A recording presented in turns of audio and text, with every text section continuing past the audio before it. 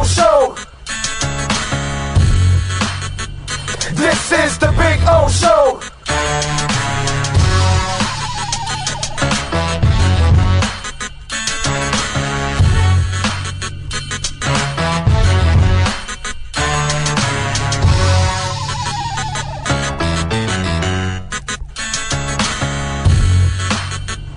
This is the Big O Show. This is the Big O Show.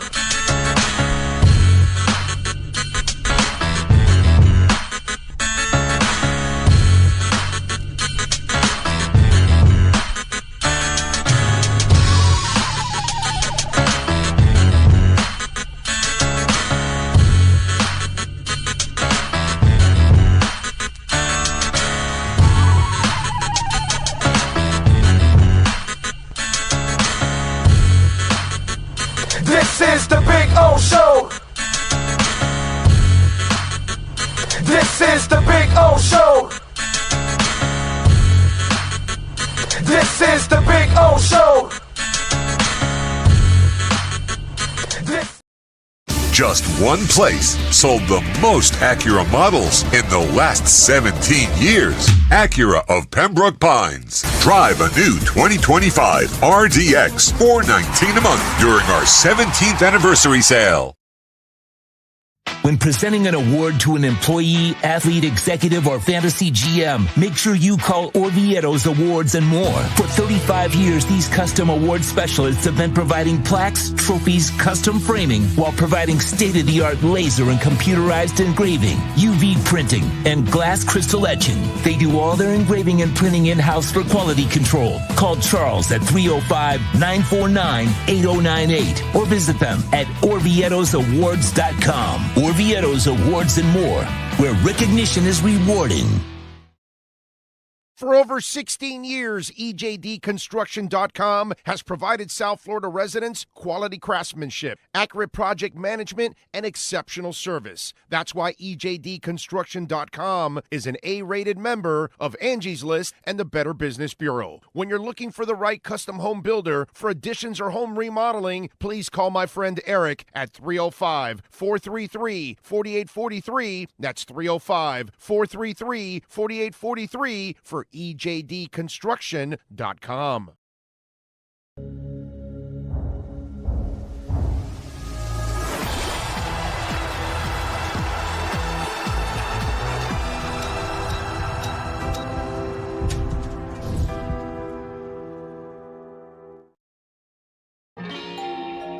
Oh, great. You have a doorbell camera. Now you have a front row seat to your house getting robbed. They're breaking into my house! Ooh, there goes the TV. I'm sure it'll turn up at the pawn shop. No, not the TV! Just because you can see them, that doesn't mean you can stop them. With Slogans, you get 24-hour monitoring, a free home security system, and professional installation. Plus, free doorbell camera, one that'll actually work for you. Get out of my house! Get out of the house! Call 1-800-ALARM-ME. Just one place sold the most Acura models in the last 17 years. Acura of Pembroke Pines. Take $10,000 off a 2025 Acura MDX during our 17th anniversary sale.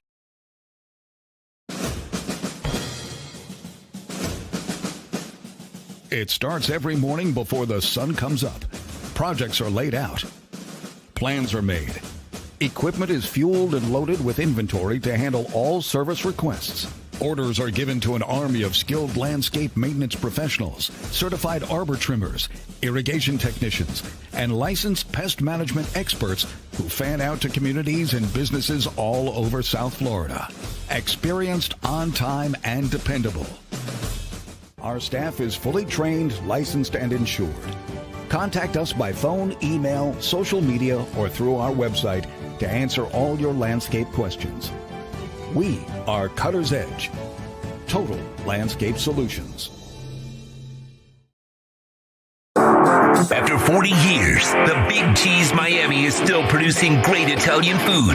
They started in 1984. Since then, they've been winning awards while being voted the best inexpensive Italian restaurant in Miami. Visit them for great food, amazing service. Witness the decades of Cane's memories. The walls are like a Miami Hurricanes Hall of Fame. The Big Cheese delivers anything on its menu or party platter menu to your home, office, or even a park for a picnic. Located at 8080 Southwest 67th Avenue, Miami. Call 305-662-6855. TheBigCheeseMiami.com, where they serve large portions at family prices. It's big. It's gigantic. It's the Toyota of Hollywood Super Sale. Over 2,000 Toyotas from just $17,988. Like a Corolla LE, not $24,000, $17,988. Buy with 0% financing, 0 down. Join the fun and get a super deal at Toyota of Hollywood, the #1 volume Toyota dealer on 441 between Hollywood Boulevard and Sheridan Street. Open till midnight.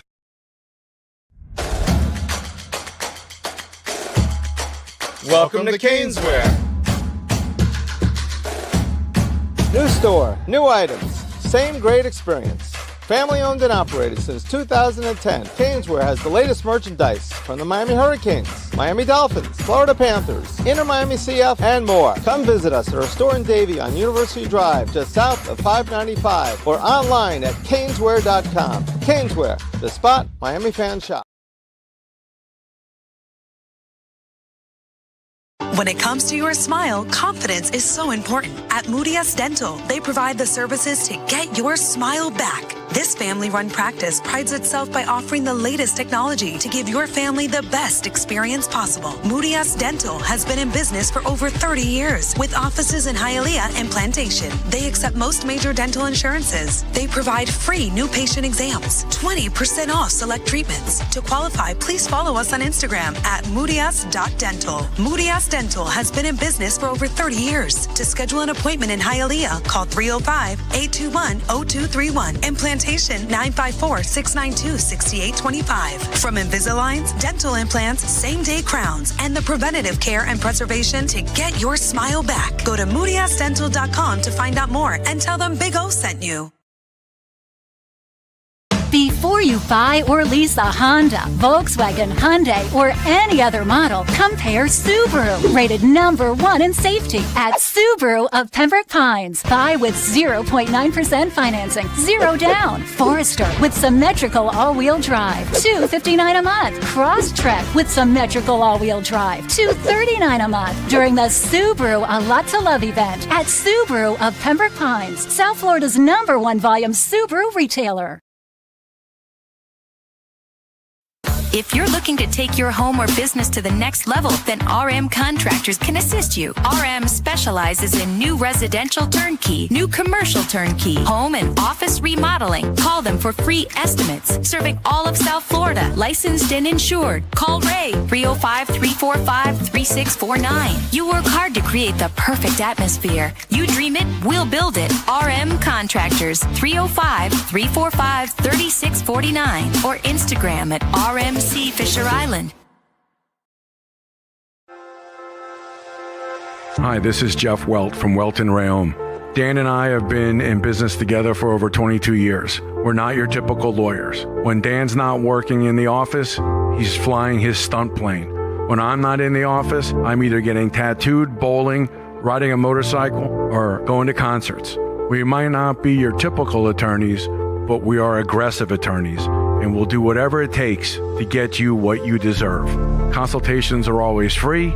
Call us anytime, 24/7. Welt & Rayom can help. Just one place sold the most Acura models in the last 17 years. Acura of Pembroke Pines. Drive a new Acura ZDX, $439 a month during our 17th anniversary sale.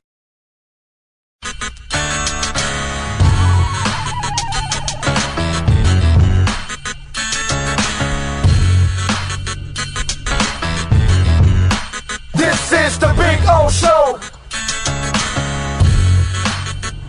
This is the Big O Show.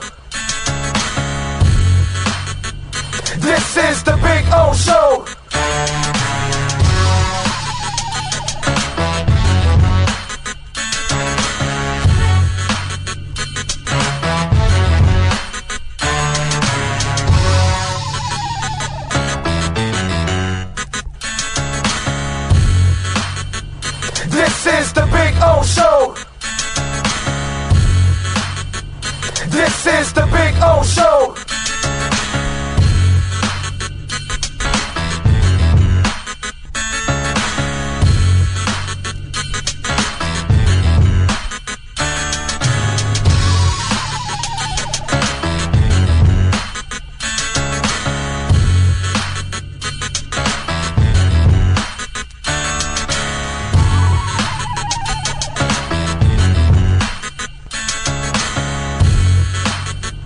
This is the Big O Show. This is the Big O Show. This is the Big O Show. This is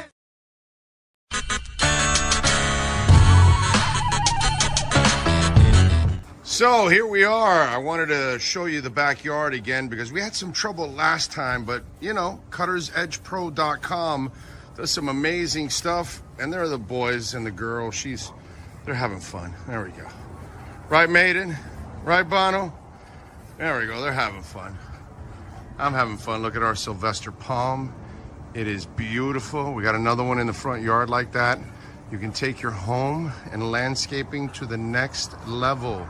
And the artificial turf, look at that. Look at that. The two dinosaurs going at it, huh? Look at that. Gotta love the dinosaurs. Look at them. They like to bite each other's legs. That's what they do. They play with each other and then they bite each other and they piss each other off. It's fun. One is Bono, which is the one farther away from you, and Maiden. She's the girl right here. She's a badass. That's for sure. So anyway, see the flowers are coming out. Very nice. cuttersedgepro.com, folks. This big tree there will start budding that I'm showing you there soon. It'll have all kinds of flowers. I'll post another video and I'll show it to you. This is a backyard where everybody gets to hang out. Over there in the corner there, I put the barbecue and cook. So that way it's the farthest away from the house, you know. If I light myself on fire or somebody else, we're out in the corner away from everybody. There you go. So you can get some flowers coming out, which is a beautiful thing. And I swear by this artificial turf, it always looks phenomenal. I don't have to cut it. I don't have to water it. And so I'm saving a lot of money, hundreds and thousands in the long run, because I'm not watering or, of course, cutting the grass. And you know, here in South Florida, we cut the grass like every 10 to 14 days.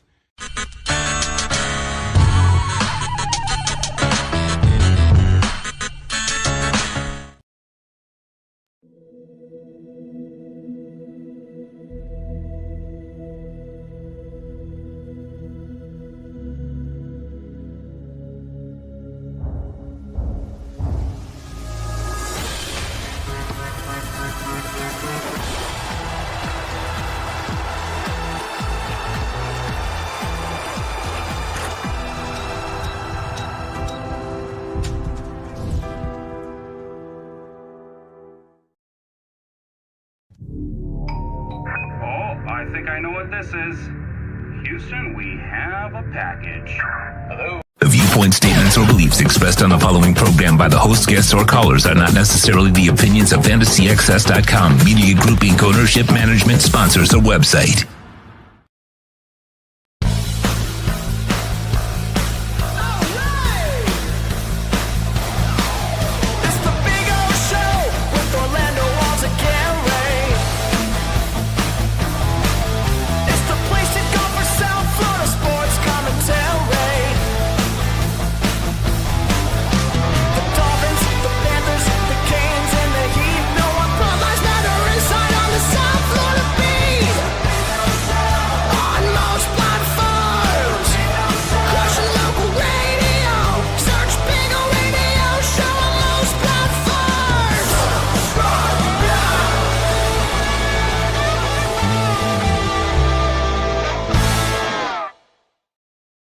Time to rock and roll. Yes, sir. It is a beautiful Monday. The Open is back.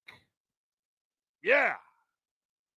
Mason did an awesome job. It was awesome. It was good. Thank you. Sean, thank you for the video. Thank you. Been wanting to make that Open, remake that Open because it all, it had QAM intertwined in it. And so this was like the Open that everybody really enjoyed the most, which was the Rock Open. One more time, Sean. Give me the Open one more time, because Mason recorded, I rewrote the lyrics to fit like streaming and what we do now instead. And Mason sung it and played the music to a T. One more time.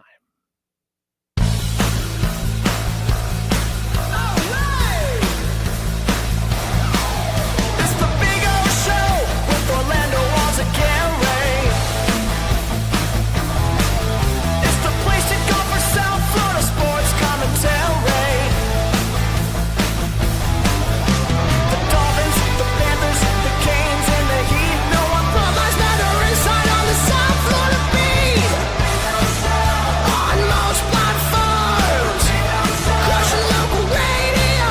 Search Big O Radio Show on most platforms.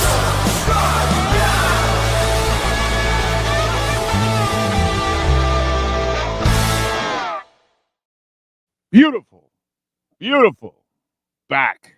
Love it. The world is exploding. Not the world itself. I'm talking about Bitcoin and crypto and Caspa and all kinds of good stuff. So got Bitcoin over 118,000 right now, getting to 119 actually, 118,869. Caspa is up nearly 16%. We are headed to 11.5 cents. Remember when we were down to 6?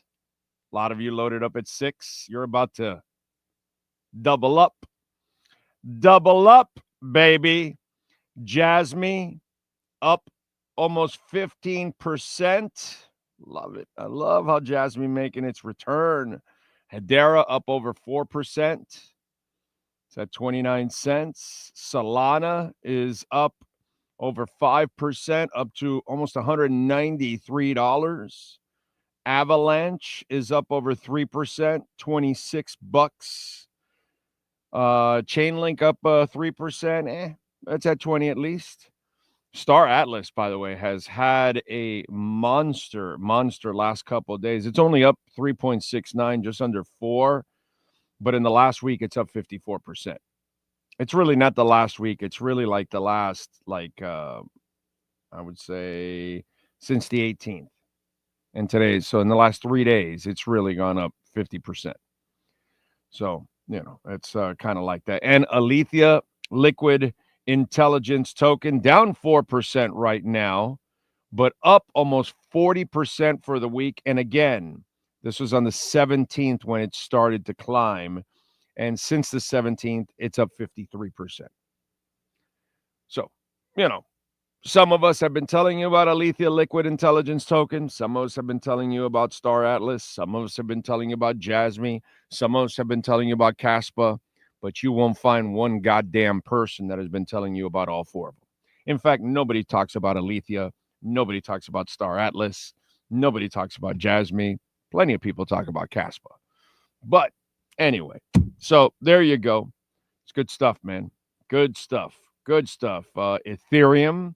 If you're an Ethereum person, well, guess what? The last week, you're up almost 25%. So since the 15th, it started blowing up.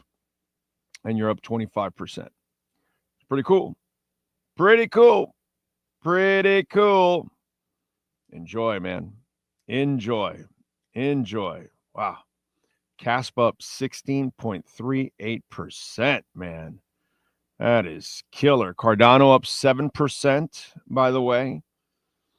What else do we have going on? Tectum up almost 33%. Jesus. It's killing it, man. Killing it. You XRP folks, you should be happy because XRP, it's only up like just under 2%, but that's not the point. The point is in the last week, it's up almost 20%. 19 started on the 16th, and since then it's up 20%. So XRP is also moving. So a lot of stuff going on. A lot of stuff. As for the markets, well, they are opening in the green. The Dow is up 106, the S&P is up 30, and the NASDAQ is just barely trickling in, just barely up. Michael Saylor has bought 6,220 Bitcoin yesterday for $739.8 million. Only $750 million he bought in Bitcoin. Each coin, he got it at 118,940. He now, Saylor and Strategy now owns 607,770 Bitcoin for a total of $43.61 billion. The average price per coin at 71,756. He continues to buy. Are you? The dollar, by the way, has lost 10% this year. Bitcoin is up 16%. That's a 26-point swing. The dollar or Bitcoin? Which one you want? I mean, you can only lead a horse to water. It's up to you to drink it. I mean, I can only keep giving you proof. Trump Media announces Bitcoin reserves for Trump Media, $2 billion. And as for our friends in Caspa, they have just announced, looked like there was like some kind of a hair there. They just announced that smart contracts are coming August 31st. This tells me that there's going to be a tier 1 listing soon now. We're now getting all kinds of capital going into crypto and a Bitcoin. I think that you're going to see the Binances and the Crypto.coms and the Coinbases and the OKXs, the 4 top tier number 1 exchanges. None of them have Caspa listed, and smart contracts haven't kicked in. Well, smart contracts kick in August 31st. So that's huge. Now the money starts flowing in. Now you get to lock in the total value locked. I expect Caspa to run. It's already running as it is, but I'm just saying, wait till it gets added on Binance and all this. There's a lot of people that still don't know anything about it, and they'll figure it out. So there you go. That's a little crypto corner for you to get that out of the way and give you a little love there on the crypto and Bitcoin side. All right.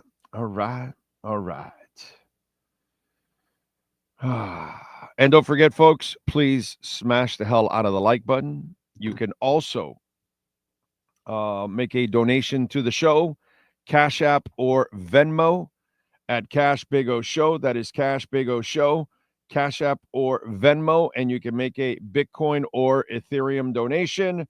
Ray, thank you, sir, for the love on Venmo. He says a happy Crypto Monday. Amen to that, man. Amen to that, because things are flying, my brother. Things are flying. It is pretty amazing what's been going on in the world of Bitcoin and in crypto and how it's climbing. It is really amazing. So, Ray, you get it. And it is pretty awesome to see what's been going on in the Bitcoin and crypto market, and all the rules and regulations coming in, which are just going to open things up. All right, Ira Winderman will join us at the bottom of the hour. We'll talk a bunch of things with him on the basketball side. Dolphins will get ready for training camp. We'll get to that. Also, got a Dolphin topic or two. We've got a couple of topics we want to cross over and talk a little bit about. By the way, had a great weekend, obviously. Went to the concert on Friday night to go see Toto and Men at Work, and also Christopher Cross. And got to meet Jack Roldan and his family. Obviously, everybody was there, and it was really, really cool. And I tell you guys this all the time, right? Our show, we're not the show for everybody. And I get that, and I have zero issues with that whatsoever. You know what I mean? And I get it. We're blunt. we're truthful, and it doesn't fit what goes in today's world. A lot of you like to be lied to and stuff and stretched along. And like I say, I do this show for certain people. I don't really do it for the masses, because the masses really don't get it. And Jack and his family, just want to say thank you all, because what I do is not easy, because it's very critical what I do. And it's hard to kind of take on the world at times, and be critical. You got a lot of radio shows that they like to have fun, but they don't really challenge any kind of authority. You know what I'm saying? All the local shows pretty much that you see here in town, they're not going to go after coaches, and they're not going to go after teams, and they'll do something that's obvious. But if not, they'll be kind of like cheerleaders and have some fun and all that kind of stuff. And so, what we do is not easy. Okay, it's not popular, and that's fine. I have no problem with that. But what I do love is the people that get it. And Jack, thank you. You and your family absolutely got it, and it was really cool. And it's funny because not only was Jack's family, that I met them over at the Toto concert. And like I told you guys, if you're going to a concert or whatever, DM me and we'll definitely, hook up. But on one of our social media pages, I got a very nice letter from a guy named Steven, who is a media member, but not in sports. He's in some other way. And he goes to me, he sent me this. Big O, for a while there, I thought you were overly negative. But then I realized I was wrong. You were just realistic. And I realized I felt the same way that you do, but I was fooling myself to feel any different. Over the years, I've become less and less accessible to unfounded optimism with this team. He's talking about the Dolphins. And you know how we get a lot of that bullshit from the media, that they try to spin stuff because they're afraid you won't read their stuff later, or what, or maybe they're on radio and they don't want to be negative, because then you might tune them off and they may not come back to you or something. Like, have confidence in yourself, dude. You know what I'm saying? If they come back, it's because they understand, what I'm talking about. So he goes, over the years, I've become less and less accessible to unfounded optimism with this team. I've been a Dolphin fan since I was 9 years old, since '81. I grew up side by side watching the Dolphins with my dad, and my dad watched the team in its glory years at the Orange Bowl. Me too. This team is so far from its glory years, I can't even say, unfortunately. But they're my team, and I love them, and I couldn't vote for anyone else. Totally agree. So I hope we figure it out how to become an elite Super Bowl contender one day. But who knows? And I really like Mike McDaniel, but I do wonder if he has what it takes to be a head coach. I'd love for him to be the guy, but I'm guessing he's not. Just want to let you know, really appreciate your work, appreciate the honesty and the way you approach what you do. It's the way I approach my work in journalism, and it's the way that everyone should do it. I certainly understand that in sports it can be more difficult, I suppose, because of the rooting interest people have. So good on you for not falling victim to that kind of bullshit. Keep up the good work. The Rodons and the Stevens of the world are the reasons why I do this. The reasons why I do this. You are the people that keep me motivated to do this every day. And that's because there's still some people out there that want to hear the truth. And that's actually pretty cool. In a world where the media is constantly they don't know what the hell they're talking about, so they'll mislead you and all kinds of stuff. Or they'll just lie to you because it's easier to do that and to string you along. You know what I mean? A lot of people don't want to be the bearers of bad news. They don't want to tell you the honesty of what's going on. And so just a couple of experiences over the weekend, and it's just great to get that kind of response, because I deal with a lot of negativity from people, a ton, and especially when I do crazy shit like, hey, this guy shouldn't be here, or they should fire that guy, or that guy's going to get released, or whatever. And it's like, they all get crazy about it. But if you just take a step back and realize a lot of this shit that I tell you ends up happening, so, but I appreciate it. And I appreciate those that really read through all of it and understand. I love the teams as much as you guys do, and maybe even more, but I'm not going to sit here and lie to you just because the Dolphin season's coming up. Let me try to, build you up so then we can all be let down together. No, dude, no. If I think it's going to be a good season, I'll talk about it. If I think it's going to be a bad season, which unfortunately I'm kind of expecting it, I'll tell you. But beautiful experiences this weekend, and thank you. As for the concert, Toto was phenomenal. Okay, Lukather put on a show. He shredded.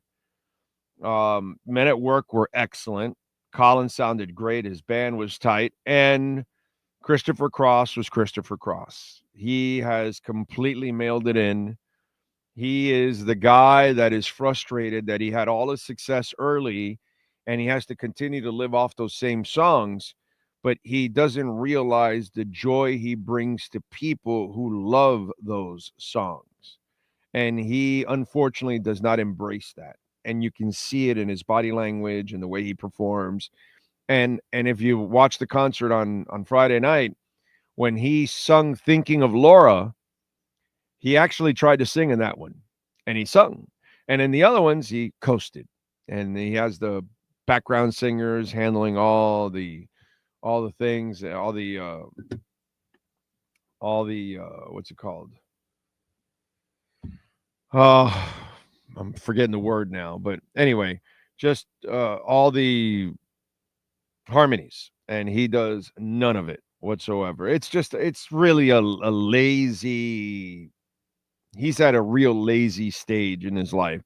I'm just telling you, just in case Christopher Cross is somewhere solo and you go and then you get disappointed, I just want to tell you ahead of time. I know. I'm sorry. I have to be honest about these things.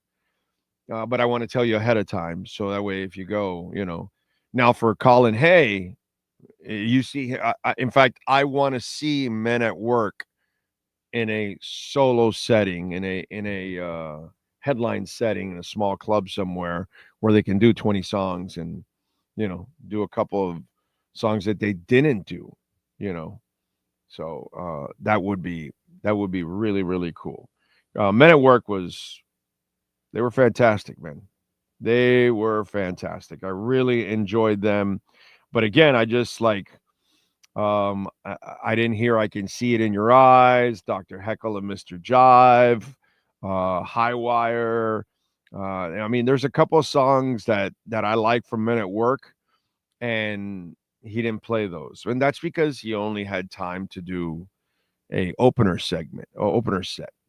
But very enjoyable. And Toto was fantastic, dude. Fantastic. They still sound great. And Steve still sounds good, and he plays his ass off. And that band is tight. Really, really good. Really enjoyed it. All right, let's see what we got here. Dolphin Dave is in the house. Jeff in Long Island. Monday. Can't trust that day, right? Mamas and the Papas, great song. It is a great song. Jose Nieves is in, a lifelong Dolphin fan in Wisconsin. Hang in there, my brother. Gus 1388, One-Eyed Jack, Cosa. Buenos dias, Radio Acción. NorCal in the house. Jake from Palatown, Alexis, Big Johnson, Yater, Nyborg, Jamie Zorria out in Mexico, Luis Notare enjoying the show as usual, but don't be mean to beat a dead horse. It's been over a year and have yet to receive.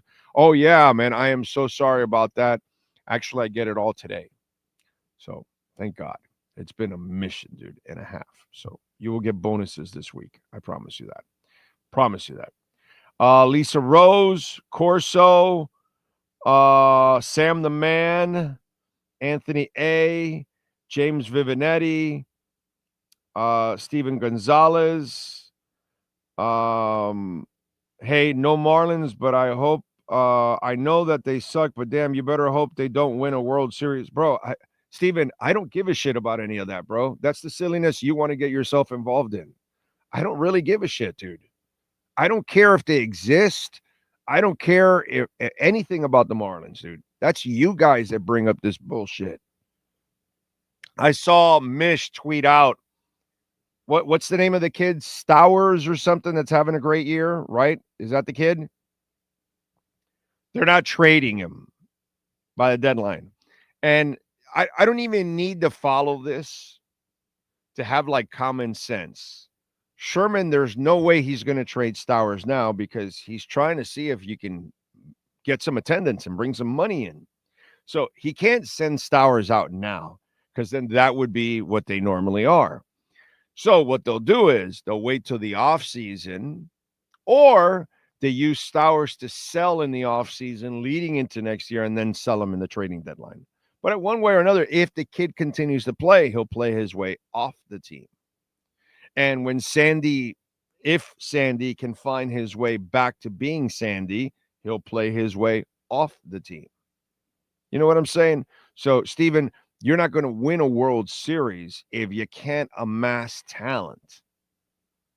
And if you can't amass talent, which that means you would have to pay them. You know what I mean? So, and again, I'm brutally honest, Steven. If you guys want to get into this silly bullshit, and obviously, Steven, you bought into the silly bullshit again, you go ahead, bro. And then eventually they'll disappoint you again and they'll sell people off. So if you want to talk Marlins or you want me to talk Marlins, come back to me when they've kept their players for a couple of years, they're committed to a core, and they're winning. Not some stupid streak. Whatever. Okay? A streak that at least will stop them from losing 100 games this year. That's all they did, dude. You know what I'm saying? So World Series or playoffs or any of that bullshit, whatever, dude. Go ahead and fall for the fucking banana in the tailpipe. Okay? So, Josh is in the house. Jay Gelfin is smashing it. Yes, Mason did freaking awesome. He did awesome. Horn Dog in, Oscar Rojas dancing at home to the new song. Well, it's the old song, but remade. Okay. I had to remake it because it was full of QAM references in there. I am not in that shithole anymore. Lenny Pena, Mason did a great job. Brings back memories from when you were at 640. My favorite intro. Yes. We had it at 640 and we had it at QAM. Yes, it started at 640 and then we remade it for QAM. And now we have remade it now for the platform. Nyborg, Caspa, the friendly crypto. Yes, sir. And Ghost. Loving the cast pump. Yep. Wait till the exchanges and wait till and now with the smart contracts kicking in. Oh my God. So anyway, Big O, I honestly think the Dolphins are a 500 team this year, says Kevin Grant. 8-9, 9-8 at best. 10 is the floor. My honest opinion is a 9-8 team fighting for a wild card average team at best, Big O.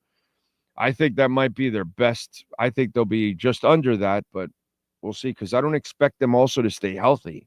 It's football. They don't have depth. So injuries will absolutely destroy them.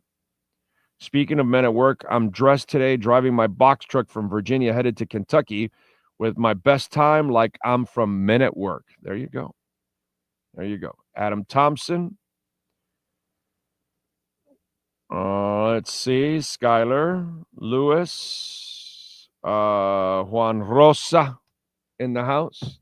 All right, let's do it. Let's talk a little basketball with the one and only Ira Winderman. Lots of stuff going on in the Heat and in the NBA.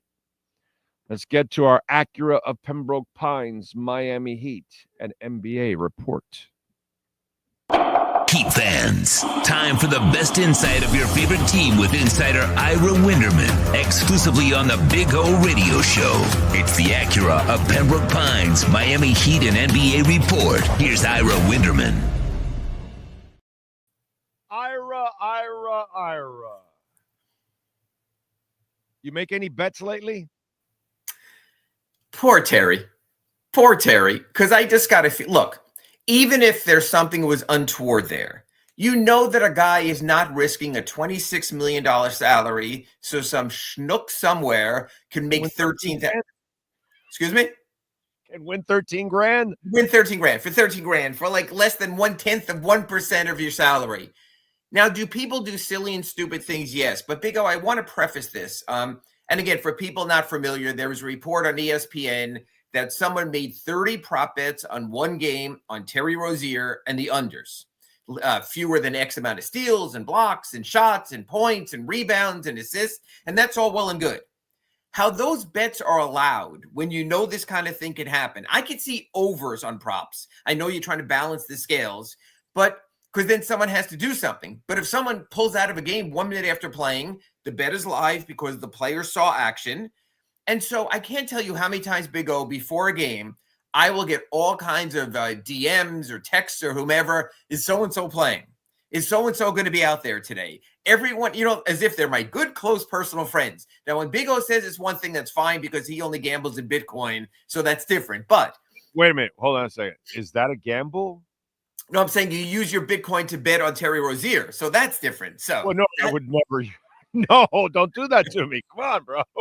So you know what probably happened here is responsibility. You want me to bet my Bitcoin? No, I don't even let anyone. No, I don't even buy anything with my Bitcoin. All right. So what I'm saying is, look, bro, I could see Terry Rozier telling someone that day, I don't feel so good. My stomach hurts. I ate the bad guacamole. Who knows? And then someone turns around and bets it. There's thoughts that someone watched Terry warm up that game while he was still in Charlotte, and then someone took that information. Now, could it be, as people are saying it possibly could be, hey, I don't think I'm playing today, bet the under? Man, you would have to be so low on the common sense chart to do something like that. I find it unfathomable, but I will say this. When the feds get you in their grasp, they will sweat you out for everything possible to make a case against someone. And I think that's where Terry is right now. And yes, I did write about the possibilities of his money coming off the books, of his contract being taken care of. I don't think they get the first round pick back. But Big O, at the moment, there is a lot at play. I personally think that the NBA is a party to this by allowing this type of betting behavior. And Adam Silver can say all he wants, hey, we don't set the line, we don't make the bets. Ira, they don't. And the greed factor on the other side from the casinos, they want as many stupid people betting. Promote them. But every NBA arena, you see the names of the gambling companies. You see them in front of the benches. So they are party to this. They are pursuant to this. So this is what you reap when you get into that realm. And like you know, Big O, you're a big soccer fan. It's been going on for decades in Europe. Everyone has sports books at the stadium. Sports betting is part of the sports vernacular across the world, and I get it. So you're going to have moments like this. Unfortunately for the Heat, it happens to a guy who couldn't be any further down on his luck from a playing perspective in the first place. Could it happen for a second time to the Heat? Because the Anthony Carter break. Yes, and that's what I'm thinking of. And for people who aren't familiar, Anthony Carter was a very erstwhile player with the Heat who had about a $5 million player option to pick up by June 30th. The day, actually, I think it was July 4th, I called his agent and I said, why is he listed as a free agent? And I was, oh, that's a mistake. We'll take care of that. And the NBA and the Heat said, hey, you didn't file in time. It's off our books. We're going to get Lamar Odom. A year later, we're going to trade Lamar Odom for Shaquille O'Neal. A year after that, we're going to win our first championship and be on our way. So I do not think the Heat will be altruistic here. And if the Heat can find a way out of Terry Rozier's contract, which will be like the key to unlocking everything, below the aprons, below the tax, having all kinds of exception money to spend, if not now, at the trading deadline, they'll do it because they loved Anthony Carter. They brought him back as an assistant coach. But I believe these are the words of the big O, Orlando Alzagari, it's business. And when it's business, you take care of business first. If the Heat can get off of Terry Rozier's money, not saying they will, not saying as of now they can, but if the door is opened, as much as they might love Terry as the person, it's that a down. business. Kick it down, baby. Yeah. Kick that door down, if you could do that. I agree. Jesus. All right, so are we done with the LeBron fodder to Miami? We're never good with LeBron fodder for one reason. Because there has never been a more passive-aggressive personality in the history of the NBA, including Michael Jordan, who didn't have the social media sphere to play it off into. LeBron loves sweating everyone. He loves sweating his coaches that sometimes get fired. He loves sweating his general managers that sometimes move on. He loves sweating his team. So we've already seen some. Too, by the way. He sweats team presidents too during Yes, during soccer matches. During soccer matches at his hotel in Las Vegas. So, yes. So, LeBron, look, already, say what you want or not about Marcus Smart, but the Lakers are making any moves they can to show an appeasement that they're trying to win at the moment. But it only takes a moment in time for LeBron James to show up and for them to go, hey, we got you, Marcus Smart. We made this offseason move. And LeBron will go, yeah, good, but not good enough. Miami, Cleveland, New York. And just start the whole thing again, and we will get caught in a spin cycle because that's what passive-aggressive does. But I will add this caveat. He's also earned that right.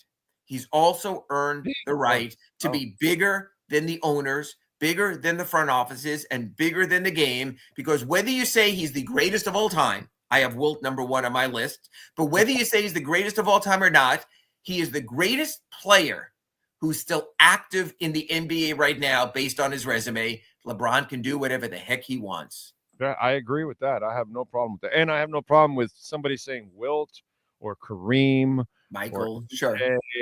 You know, it's really so subjective. And at the moment, he's the name. At the moment of the greatest players to play the game ever, he's the one still standing. He can dictate this status, the issue. Yeah. It is, and it is amazing how you can make an argument for several people to be the GOAT of the number one guy. You know, it's just really, it's kind of look at Wilt's numbers. Look at Wilt's numbers and what he did in averaging 50 points and 20 rebounds, and then everyone's saying, oh, he's bigger than everyone. There have been a lot of big guys and a lot of big stiffs over the years. It was more than height. He was a remarkable player. You don't average. He went and averaged like a point guard just to like prove to you that he could be. When he was told by Riley he'd get assists, he went. When the Lakers rather get assists, he went out and he got assists. He could do anything he wanted, and it comes back to the old championship and Marino and Stockton and Malone. And if you don't win a championship, you're not validated. You can validate a lot of other ways, and he did. No, there's no doubt. And Kareem, for me, I have no problem when people. For me, I say MJ, but I never have a problem when somebody says Wilt or Kareem, because if you watch those two. Sure. Jesus Christ, dude. And why is it that nobody just learns the goddamn hook, Ira? Yes, I was going to say, if you were to tell me most unstoppable shot in NBA history, it's Kareem sky hook. You could say what you want about Messi's free kicks and what he could do, but the most unstoppable play maybe in all of sports was the Kareem Abdul-Jabbar sky hook launched from about 2 or 3 feet above the rim. And what he could do with his body in between him and his defender. Unstoppable. Yeah. The shit was away from you. There was no way you were getting to that ball, dude. Old school. I agree. Jesus Christ. I don't know how people have not learned to do that shot, because they learn how to do the teardrop. A lot of guys learn how to do the teardrop. So if you have that skill set, I would imagine you should be able to look. I mean, even Magic did a little baby hook as time went on. You know, with the Lakers, it's just the weirdest thing. The Lillard return to Portland, I gotta say, I found it weak. To be quite honest, yeah. Why? Yeah, because they booted your ass out from there. Now you're gonna go back to him. I would have. I'm Lillard, see, but he already showed me his colors, because the history of this league is. You go when you're a star, you get traded wherever you want to go. Okay. That's how it goes. I don't care if you're Anthony Davis, if you're Shaq, whatever it is, you're Harden, you will go wherever the hell you want to go. and he got pushed to Milwaukee. When he wanted to come here, if he really wanted to come here, he could have been a dick and forced his way here, but he doesn't have that kind of attitude. So he went with it. It didn't work out. He got his buyout, and now he goes back to Portland. If you really want to win, I take this year off almost. Maybe the whole year, or maybe towards the end of the year or something, I sign with somebody. But I look at what the landscape is, I get healthy, and then I look around and see what contender needs a player to help them win a championship. And then I go there for the next 2 years, and I try to win a championship. That's what I would have done if I'm Damian Lillard. This is a guy that's very passive-aggressive. You know what? I'm going to unwind a couple of things there. Yeah. Your point about him going back to Joe Cronin, who basically came into his house before this whole process and said, I'm not taking care of you. I'm taking care of me. We are done. You can't come back. There was one point before he left Portland where Damian said, can we get this thing resolved? And Joe Cronin said, no, you're gone. You know what the equivalency is there? And it's funny. We're talking about passive-aggressive, who we just talked about. LeBron James going back to play 4 years and winning a championship for Dan Gilbert. Yeah. Because you remember, Big O, when LeBron left Cleveland to come to Miami, that sans serif letter that basically called LeBron James a Judas. Yes. But LeBron James realized if he wanted to go home and he wanted to be in his comfort zone, he had to put up with the owner. And you know this, Big O, from so many sports. But huge difference there, man. Okay. He had a legit chance to win a title because they had a young core. He loves his Cleveland, bro. He loves Akron. He loves those people. He went there and he controlled the entire situation, and he went there to bring the championship, and he made Dan Gilbert look like a horse's ass because he went back there, won the championship, and left again, which is is a G-ass move. This guy has no chance of winning a title. I agree. Going back just to go back to a creature family. That's family. it. Family. You know what? Family matters, Big O. And if he's going to be back with his children after going through a divorce, I can understand that. The one thing I'll say to counter you, as we do and argue here every week on our Accurate Pembroke Pines report, is this. Big O at times also has talked about players chasing rings, just going out and latching onto someone, maybe not Brad Marchand, but there have been plenty of them in many sports over the years. Yeah. Well, give Damian Lillard credit now is that he put family and home first before chasing a ring. This is not ring chasing. This is not Anthony Davis saying the Pelicans can't get me where I want to go somewhere else. That's a difference, and that's a big difference. This is not what the Celtics accused Ray Allen of when the Celtics era was over and he came to the Heat. If his reasons, and look, these are his reasons, were to spend time with family, to get back home, there's plenty to be said for that, because I know plenty of my friends in Miami with their tightly knit community and homes don't want to ever leave South Florida, want to spend it here with their family, with their children, with the abuela. It means something. Bubba, you and I have careers of 20 and 30 and 40 years. This is my 35th year. Right.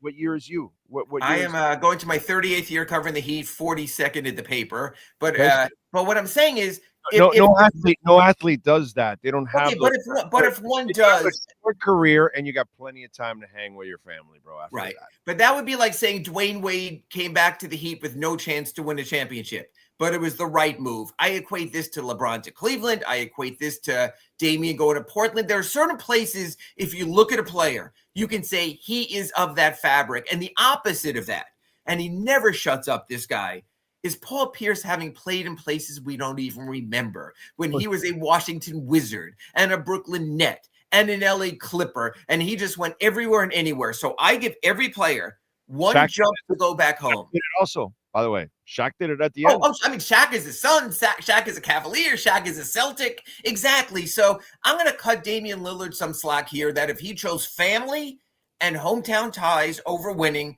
I have no issue. He did not chase the ring. He was not the ring chaser. It makes more sense for him. Look, if you're telling me Orlando Alzagari in our Accurate Pembroke Pines report, it made no sense for Damian Lillard to go back to Portland because he can't win, I got to tell you, if he went to Miami, he would probably have about the same chances as winning a championship, except it's the East. The Miami decision was last year. Right. I'm not saying now. I told you now what I would do if I'm him.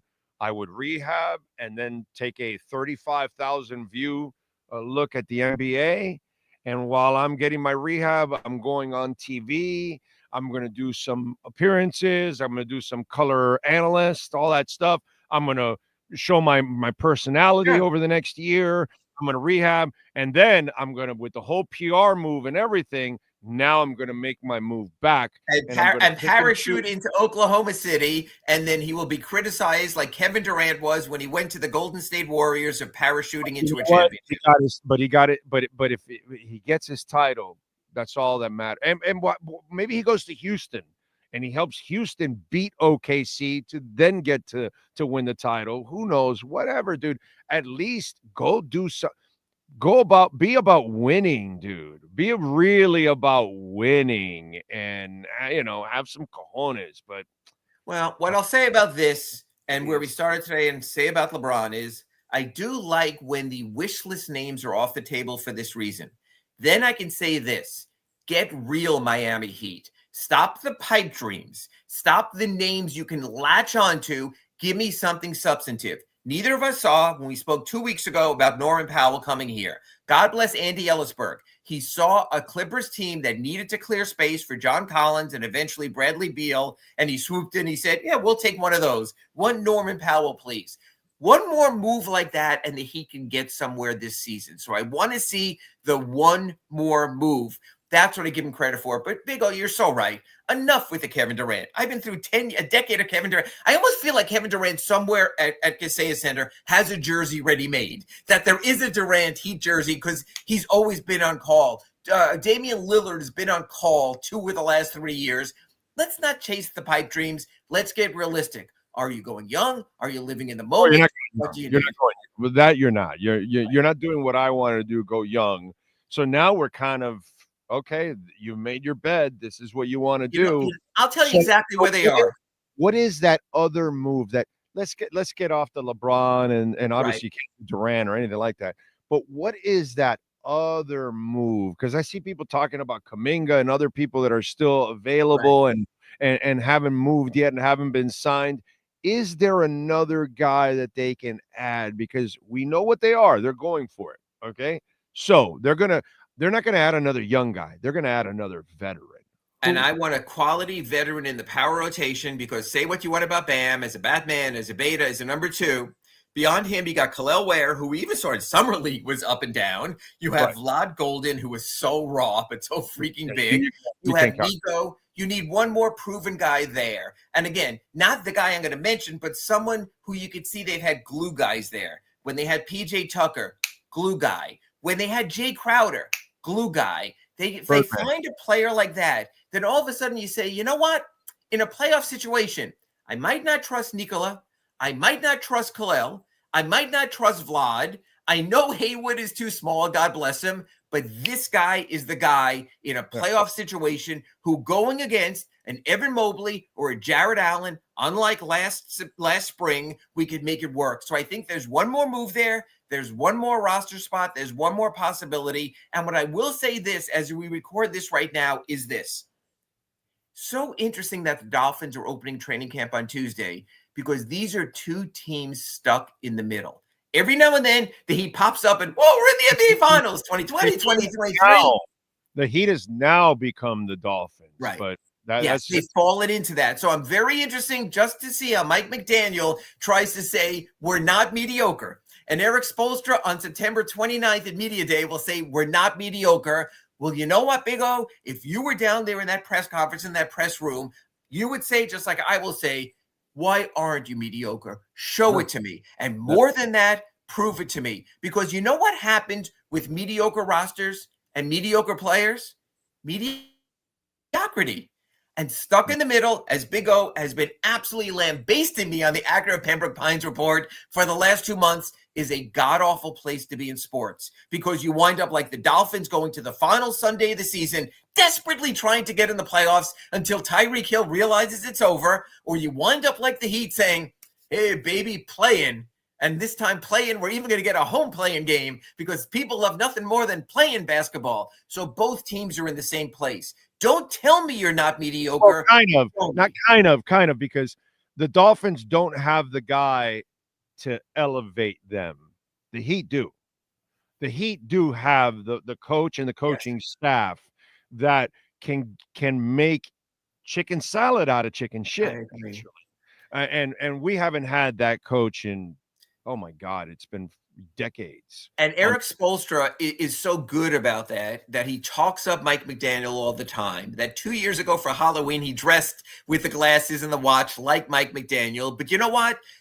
The talk has to be accompanied by something tangible. Mike McDaniel is a fascinating case study and personality. We saw that at Hard Knocks. Well, that's well and good, but I also know this. There are plenty of coaches in the NBA who are wonderful to cover, Doc Rivers, and yet at the end of the day, come playoff moments, big moments, Doc Rivers, wind up getting you nowhere except for that one moment in the sun he had with the Celtics. So talk the talk all you want. It doesn't matter. Tell me about who's going to be great, who's going to do this. It doesn't matter. You tell me you're going to get Tyreek Hill going. I tell you I'm going to get Khalil Ware going. Don't tell me. Show me. Make Tyreek Hill all-pro again. Make Khalil Ware starting level quality, all rookie first team instead of second team level. Not to steal, but just do it. All right. No, it's true. I'm with you there. All right. What do you got going on in the Sun Sentinel so folks can check you out? Just posted a feature on Kasparis Jakashionis about his uneven summer league, but I love what Eric Last, the summer coach, said. Now we have tape on him. Now we have a read on him. Now we have a book on him. And what I like about it, and I'm all for international competition, he's not going to play Eurobasket with Valanciunas and the Lithuanian national team. He's going to be back in the Miami Heat gym as soon as next month. He'll put in his time. This kid is committed. This kid has skills. This kid has to learn the NBA. This kid is also only 19. So I wrote about there's a good learning curve there. He has to learn. And in today's Sun Sentinel, in the newspaper, I wrote about Summer League and how interesting it was that the Heat, unlike a year ago with Isaiah Stevens and other young players, said, we are bringing our main guys to Summer League. We are showcasing them. We probably are not going to have anyone on this roster like Isaiah Stevens, like Zion Pullen last year as a two-way player because we're focused on the moment. So in the next 6 weeks, they can add up to two-way players. I think Drew Smith will be one. I would not be surprised if a player who spent no time on the Heat in Summer League winds up with the other two-way. So wheels are in motion even as the NBA slows down. Is there any chance that Yakuchonis ends up in Sioux Falls with Vlad to start off? At times. I think there are times they will realize, hey, we have so many guys ahead of you. There's so many guys in this backcourt. Look, they brought in Norman Powell. They have Tyler Hero. They have Davion Mitchell. They have Pella Larson. Jaime Jaquez may get a resurrection. So it'll come down to this, Big O. If enough of those are playing well, go season the guy, go let him get a little bit of the Arctic North and realize why he doesn't want to be there. I think that'll be interesting. Matter of fact, last thing before I go, that's what to me made the LeBron thing such a non-starter. Everyone is saying if LeBron is traded, not saying he is, that Bronny has to come with him. Well, Bronny, when he was in LA and played in the G League, simply was in the Lakers practice facility. That's where their G League team plays. He didn't have to leave town. He could still live with mom and dad. Big O, do you think there's a chance in hell Bronny James is going to Sioux Falls, South Dakota in February? No. So I don't see how the Heat would work for him if LeBron says, I'm coming, take my son also. And that reminds me of, if you remember. I don't know the rules. I got to plead ignorance here. Sure. He didn't sign a two-way contract, right? No, he didn't. No, but you can send any young player to the G League for seasoning, or even older player. When Terry Rozier came back from his injury, he went up there, Dion Waiters, he went up there, so you can send players up there. I just don't see Bronny doing that or going up to Sioux Falls because he's above that. So that's the two-part thing. And there are two-part trades because if you remember, when the Heat got Goran Dragic from the Suns, who came with Goran? Do you remember? Zoran Dragic. Zoran, yeah. He came with them also. So I think LeBron, if there is a deal, would be a package deal. I think that'll be fascinating to see also. If LeBron is dealt, I guarantee you Bronny comes as part of the package. All right. Follow him on Twitter at Ira Heatbeat and make sure you subscribe to the South Florida Sun Sentinel. Ira, as always, thank you. Have a fantastic week. We will catch up next week, sir. Still creating content. Thanks, Big O. You got it. There you go. Ira Winderman, Acura Pembroke Pines. Boy, they got plenty of content there. They got tons of vehicles. They are the #1 volume sales dealership when it comes to Acuras in the Southeast United States. So get on down to 15601 Pines Boulevard and tell them that Big O sent you. They will take care of you. I promise you. And we've got the Summer of Performance sales event going on right now, the 2025 Integra. You can get it for $299 a month. That's a joke. 3.9% financing for 60 months. The ADX beautiful sedan, $349 a month. The 2025 models, 4.9% financing for 60 months.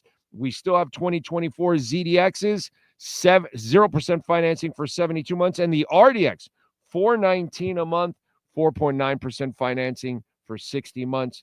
Tell them that I sent you. They will take care of you at Craig Zinn's Acura of Pembroke Pines.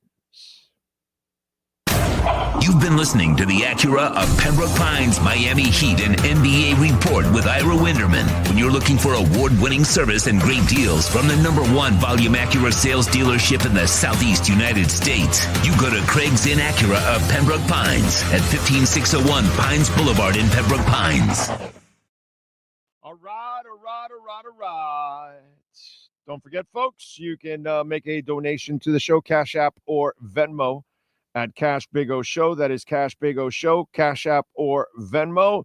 If you're looking for some lunch, you could go visit our friends at the Big Cheese, 8080 Southwest 67th Avenue. Go see all the fantastic people out there. Gary, all the amazing people. It started with Gary and Billy 40 years ago. The memories, the walls are loaded with hurricane memories. It will blow you away, the stuff that you will see that has gone on over the last 40. It's like a little hall of fame, to be quite honest. Check it out, man. 8080 Southwest 67th Avenue. Pasta shipped in from Italy. Cook fresh daily. Visit our friends. Go to the website, bigcheesemiami.com. All right. Let's get to our 3A Graphics sports calendar. Call the amazing Alan Blanco, 786-618-1443, custom printing and embroidery. The Dolphins end up signing Jonah Savanaya to a 4-year contract, and it is fully guaranteed. So with all the talks about this percentage or that percentage, hey, Sean, I guess the Dolphins negotiated in good faith. I'm just saying, because, the headlines are, the Dolphins are such bad people and the whole Zach Sealer thing, What was the, will the Dolphins negotiate with Zach Sealer in good faith? Zach Sealer deserves a raise and his peers are watching. We talked about this last week. Some silly shit. Like, all people do is complain that they pay people. That's all they ever do. And then so now they made a great contract with the guy, and they have milked it for 2 years, but they're the bad people now. Yeah. Anyway, so Savanaya gets his deal. Inter Miami gives the business to New York Red Bull. I mean, they're a middling team, so you got to do it. 5-1. It was beautiful. Messi with goals in the 60 and 75th minutes. Segovia had 2 goals. Alba had another. Saturday against Cincinnati at Chase Stadium, 7:15. That will be the test. That will be the test for Inter Miami. They're in the middle of the standings. This is one that they're the #1 team in the conference, Cincinnati, and they dominated them the other night in Cincinnati. Let's see if Inter Miami can return the favor, as they say. Charleston Battery beat Miami FC 3-0. Saturday, Miami FC will take on South Georgia. And that is your 3A Graphics sports calendar. All right. Let's see what we got here on the chat board. Let's see. Oscar says, Big O saw The Materialist and Jaws 50th this weekend. Jaws was awesome. The Materialist was, in my opinion, long and boring, but Melanie Griffith's daughter is a smoke show. She's very sexy. She was like I said, I wouldn't pay for the movie. But she was the one performance out of it that I thought she did a really good job. You know what I mean? It's, a little love story, whatever. You can watch it with, I don't know if I would call it a rom-com because there wasn't enough comedy for it to be a rom-com. But I will say that Dakota Johnson did a really good acting job in The Materialist. Is the movie good? No. I wouldn't pay for it. And Jaws 50 was awesome. Awesome. Saw it last week. Awesome. Tell you what I did this weekend besides the concert. Let me get to B-Days and all that, and I'll get to my music note that I have here that I wanted to pass on to you guys. Okay, let's do that since you mentioned that. Since you started it, let's finish it real quick here. All right, let's start off with birthdays. Musicians born on the 21st of July. All right. We start off with Jim Martin, guitarist from Faith No More, born in 1961 on this date. Let's see. Howie Epstein, bassist for Tom Petty and the Heartbreakers, born in 1955. We lost him in 2003, unfortunately. Barry Whitwam, that is, drummer with Herman's Hermits, born in 1946. That is it for musicians. Well, this one's kind of light today. All right, let's go with other famous people celebrating birthdays today. Remember, if I don't give you an age, that means they passed away. Like Pope Sixtus IV, born in 1414. We just lost him recently. U.S. First Lady Frances Cleveland, born in 1864. Writer Ernest Hemingway, born in 1899. Producer Norm Jewison, born in 1926. Actor, comedian Don Knotts, born in 1924. Attorney General Janet Reno, born in 1938. Yusuf Islam, we know him as Cat Stevens, born in 1948. He is 77 today. Cartoonist Gary Trudeau, born in 1948. He's 77. Robin Williams was born on this date in 1951. John Lovitz, born in 1957. The actor, he is 68 today. Musician Fitz from Fitz and the Tantrums, born in 1970. He's 55. Emerson Hark from Tonic, born in 1969. He's 56. Musician Damian Marley, just saw him in concert recently, born in 1978. He is 47. It's like a year ago, not recently. Actor Josh Hartnett, born in 1978. He's 47. CC Sabathia, the Hall of Famer, born in 1980. He's 45.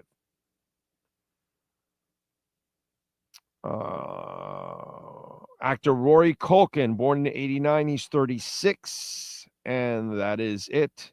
Sean Stanley, do you have wrestlers? Yes, sir, we do. Beer City Bruiser, he's 47. Dave Mastiff turns 41. The Giant Silva is 62. The great Giovanni Vinci, even though he's never used, is 35. Holiday is 39. Casey Navarro, fresh off the TNA pay-per-view last night, is 26. Megan Morant is 31. Sarah Calloway, ex-wife of The Undertaker, is 48. Sean Stasiak, he turns 55. And Shinjiro Otana is 53 on July 21st, 2025. You said Holiday? No, sir. I said Holiday. Oh, Holiday. Oh, okay. I thought you were saying my buddy Holiday from Power 96. I didn't know that he was also a wrestler, DJ. Yeah, I'm sure he was part of the Wing Ding down here when they had it at some point. Every radio personality was back in the day. Okay. Holiday could have been there. He's got wrestling in him, you can tell. He's been wrestling in the radio industry for a long time and winning. He's a good dude, by the way. All right, let's go with music history. What happened today in music history? Today, 1970, the Carpenters, They Long to Be Close to You, went to number 1 on the hit charts. In 71, Carole King received a gold record plaque for Tapestry, which featured It's Too Late, I Feel the Earth Move. What a great song that is. You've Got a Friend, and So Far Away. It's just, Tapestry is one of the great albums of all time. In 73 on this date, Jim Croce started a 2-week run at number 1 on the U.S. singles charts with Bad, Bad, Leroy Brown, baddest man in the whole damn town. Croce was killed in a plane crash 3 months later. In 76, the aforementioned Cat Stevens' brother David gave him a copy of the Quran, I think it is, leading him down a spiritual path that finds him converting to Islam, and the following year and changing his name to Yusuf Islam. In 79, Robert Palmer released A Bad Case of Loving You. Let's see what else. In 89, performing on Club MTV tour at a stop in Bristol, Connecticut, Milli Vanilli's tracks went awry as the duo tried to lip sync to the song, Girl, You Know It's True. Who. As the line goes, and then they started repeating it over and over, and the duo panicked and scurried off stage. It would later be revealed that they didn't sing on their album. Anyway, in 92, Sonic Youth released their 7th studio album, Dirty. It features 100% and Sugar Cane. In 92, House of Pain released their self-titled album. It featured Jump Around. It looked like a bar of skinheads. The Jump Around video, right? That was like a bar that you didn't want to go to. It's just talking about the optics. Sorry. In 2001, Lauryn Hill tapes her MTV Unplugged special, playing new songs in a very emotional performance. And she was on time. Oh, I added that. That's probably a complete lie. Let's see, what else do we have here? In 2008, the Police played the first of 2 nights at Red Rocks Amphitheater in Morrison, Colorado, during their final leg of their 152-date World Reunion Tour. The tour became the 3rd highest grossing tour of all time, with revenue reaching over $340 million. In 2017, Lana Del Rey released her 5th studio album, Lust for Life. It features the title track Love, Summer Bummer, and Groupie Love. I remember getting my daughter Lana Del Rey tickets at the AAA, it was. In 2017, Foster the People released her 3rd studio album, Sacred Hearts Club. It featured Sit Next to Me. Really like a change of the way they did their music, too. Good job. And 2023 on this date, Tony Bennett died at the age of 96. And that's what happened today in Musica history. All right. So I told you about Toto. Well, the other music thing that I want to talk about, and you need to watch this. If you love Billy Joel, or you like Billy Joel, or you think he's cool, or he's all right, you need to watch the documentary that is on now. It is on, oh God, I forgot the streaming service that has it. But anyways, just go look for it. I think it's on HBO Max, maybe. Anyway, it was awesome, dude. Awesome. And it's the first part. So it takes it right up to right before Nylon Curtain starts. Okay? At the end of Glass Houses. So it's the first part, and then we'll get the second part coming. But let me tell you something. Remember I talked about how mediocre the Led Zeppelin documentary was, becoming Led Zeppelin or whatever. It was a bullshit documentary. There had a couple of nuggets. Okay, great. But it was really, the song remains the same with a couple of comments. When you do a documentary, it's about the documentary. It's about the interviews, the information. Okay? We don't need you to play 3, 4, 5 minute sets of songs. Last night, When I watched it, you know, they play 5, 10, 15 seconds and you're out. That's how you're supposed to do it. In real documentaries, the Led Zeppelin one is complete horseshit. If you saw The Song Remains the Same, then you're watching basically that. It's not that it's the same live stuff, but my point is, dude, just then do something that, hey, we found all kinds of live stuff from Led Zeppelin. We're going to release it. Great. That's it. But it was a weak ass documentary because, again, and I think this is part of Robert Plant, who's been kind of shitting on Led Zeppelin's past and all that. Robert Plant, you know, not enough people kind of tell him, hey, buddy, you're known for Led Zeppelin and your singles and your solo stuff. The stuff you did with the Shapeshifters and what you're doing in Bluegrass and Alison Krauss and all that, whatever, bro. Nobody really gives a shit about that. But he's got some hair up his ass about that. And so I think part of the way that he's been so shitty about Led Zeppelin's history and the way he's handled it, it led to a shitty documentary. Put it that way. It was a half-assed documentary. Now, the Billy Joel one,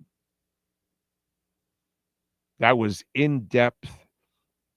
It was, you're going to be amazed at all the music you hear from Billy Joel. It's his life, bro. He is literally singing about his life. Wow. What a documentary. What a freaking documentary.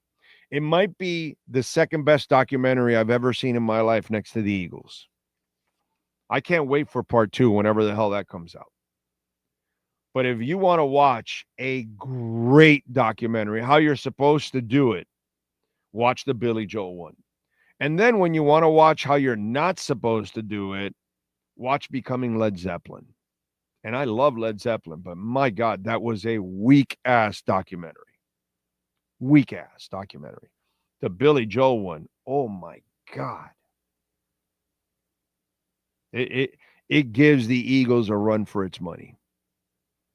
And I have a hard time ever comparing any rockumentary better than the Eagles. That thing is perfection. Perfection. Anyway, there you go. That's my story, and I'm sticking to it. Okay. So where are we at right now? What's Bitcoin doing? Where are we at?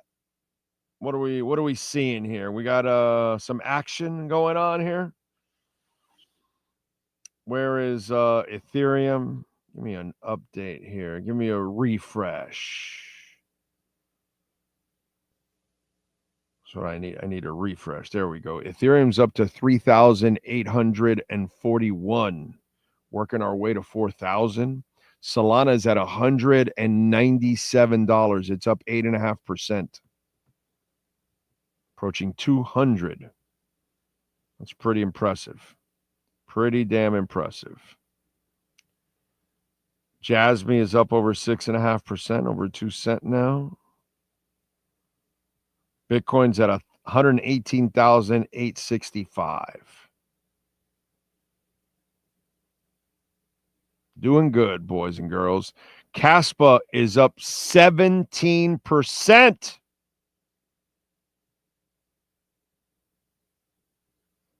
Caspa is over 11 cents, almost to 11.5 cents, 11.46 right now. Pretty good. Pretty good. Actually, no, Jasmine's up 10% right now. Damn. That's impressive. Good stuff. Good stuff. Where are we at with the markets? Dow's up 198, the S&P's up 35, and the NASDAQ is up about 1/3 of a point. All right. Don't forget, folks, to smash the hell out of the like button. Very important that you smash the hell out of the like button. All right. Dolphins will start camp on Wednesday. Get everybody going. Noah Fant got released, the tight end from the Seattle Seahawks. Remember, they also drafted Arroyo from the U. So they're going in another direction. And that is a guy that if he's not asking for, a ton of cash, I'm the Dolphins, that might be a guy I try to bring in if I can get him at a reasonable price. If he's looking for money, then he'll sign somewhere else probably. But here's my problem with all of this. And it's funny because I saw people on social media, whoa, you're going to go for a tight end when you haven't even signed a corner yet? And they'll sign a corner, but there's really no hurry.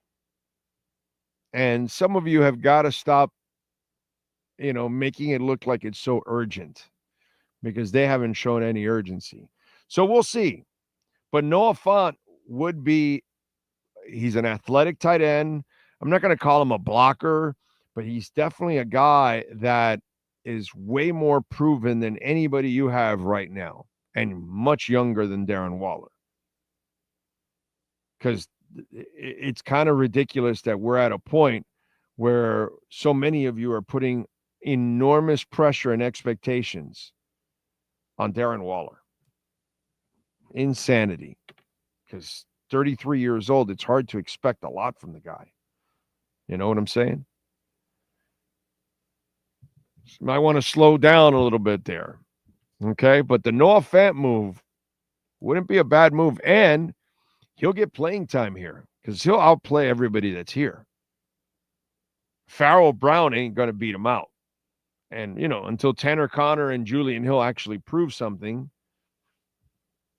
And the thing is, man, Julian Hill, man, he is a teasing fool because he definitely has that talent. There's no doubt about that. Bam Adebayo is a traitor wearing another hockey team hat. I don't know what you're talking about. What was he wearing or something? Did people lose their shit or something, Josh? I have no idea what you're talking about. So, Fernando Perez would like to see Tua play smart and stay healthy this year. That in itself will be a great season outlook for the future. No, it won't, Fernando. If you don't block and you don't run, none of it matters, bro. You didn't win with Marino. You got to run and block, bro. You know what I mean? Of course, he's got to play smart and all that and stay healthy, play like he played 2 years ago. But none of it means shit, dude, if you don't run and block. The Eagles didn't win the Super Bowl last year because Jalen Hurts is some amazing passer. No, they won last year because they dominated on the O-line, they dominated in the D-line, and they dominated with the run game. And then that made the quarterback's job easy, which is something we never did for Marino, and we're not doing for Tua either. So, too many of you are focused on the wrong thing. Okay? You're not winning not because of Tua. Yeah, that doesn't help that he gets injured. But in the end, when I hear people, oh, no, he's got to get rid of the ball quickly to stay healthy. No, he's got to get rid of the ball quickly because the offensive line can't block. If it could block, maybe he could keep it for a half a second or a second more. But it can't. So he has to get rid of it quick because your offensive line sucks. So too many people like you, Fernando Perez, you're all focused on the wrong thing. Okay? If you don't dominate on the O-line and the D-line and you don't run the ball, doesn't matter, bro. Tua can be in talk for All-Pro, can be in talk for MVP, which he has, and you're still not going to win shit. Because you're only relying on him passing, and you can't do that. Just like you couldn't rely on only Marino passing. And Marino's a freak. Tua's not a freak. He's a freak in accuracy, but he's not a freak like Marino. Marino's once in a lifetime. And you still couldn't win anything respectable with Marino. Stop focusing on that. Of course, he has to stay healthy. But you know how Tua would stay a lot healthier? If you actually ran the ball and you blocked. What a concept, bro. What a concept. It is to block the hell out of people and run the ball. What a concept. Walter Olivares. Juan Rosa. Damian Lillard knows nobody wants to sign a player who's getting paid just to sit on his ass until he recovers. That's not what I said. I said you stand back, you health, you go on TV, you promote yourself, you do all that, and then you wait for the best scenario to sign either at the end of the year or into next year. So that's what I said I would have done if I'm Damian Lillard. But I have balls that Damian Lillard never will have. James Perkins. Think Blue Dodgers checking in. Let's see. Jeff in Long Island. My wife Sharon, my son Jason saw Cyndi Lauper Saturday. They both said it was a good show, but she didn't sing all through the night. I mean, that you run that risk, as long as she sings most of them. Let's see. A lot of birthdays today. Yes, sir. Big O for dinner, going to 10 special grilled double wings and flat ranch and moat sticks. Mozzarella sticks. Okay. Enjoy, Anthony. Ray says, can't wait for part 2 this week on the Billy Joel doc. It's this week? Wow. Well done. I was not aware of all the stuff he was going through with his wife and sneaky manager he had first. Yeah. Yep. Yeah. It's freaking, what a story, dude. What a story. I was blown away. I don't want to give away too much because I want you guys to watch it first. So I don't want to be a spoiler, but what a great documentary, bro. What a great documentary. Let's see. Stephen Harris, hope you had a good weekend, sir. The deep zone is in. Let's see. Big O, where did you see the Jaws? I think I saw it on, was it Apple or YouTube or something? I don't know. Just Google it, bro. Yes, sir. There's one on Prime 50. I don't know, or Prime Video. I don't know if it's the same one. I'm guessing it is. It's Jaws 50th. It's the one. It's Jaws 50. Yeah. It goes into the detail of how it was made and all. There it is. It's Prime. I have Prime too. I have all those stupid platforms. Hulu, Prime, Netflix, Amazon. Well, Amazon's Prime. What am I missing? YouTube. Yeah, I pay for all that shit. It's crazy. And Skylar's saying it's on Peacock too. Or he's saying something's on Peacock. Okay. I dude, just Google it. Jaws 50th and all that, and it'll come out and you'll see it. You'll see it. I forgot which one it was. That's the problem with all the platforms. You just kind of sometimes get confused where you watched it.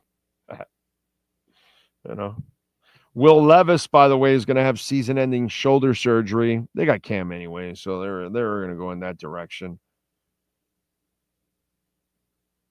How about Trump threatening Washington to change its name, or he'll try to stop funding for the stadium? Did you guys see that silliness? It's funny because he got busted. I put out the tweet there. He got busted a couple years ago. He says no president should be involved in any Washington name change. Presidents have better things to do. And then now he's doing this, of course. But he went after the Guardians and the Commanders. The Guardians went after him already and responded. The Commanders, from last I checked, they haven't said anything. Now, let me fill you in on something, okay? Because nobody's more petty than Trump. He was not given a chance to buy the Bills and something else. And so he's already got on his plans to go after the NFL for that as it is. Because what is it? They're like tax exempt or something like that. Or it's something that he wants to take away from them. And it's all pettiness from that. And then now comes this stuff too. So anything he can do for the NFL not giving him a chance to be a part of the league is what he's doing, because it's all petty bullshit like always. You know what I'm saying? So it is what it is. But, just kind of funny that first he says that we shouldn't be involved, and then now he's completely involved, and then going after the Commanders and the Guardians. For me, personally, I would have never changed the name for Washington.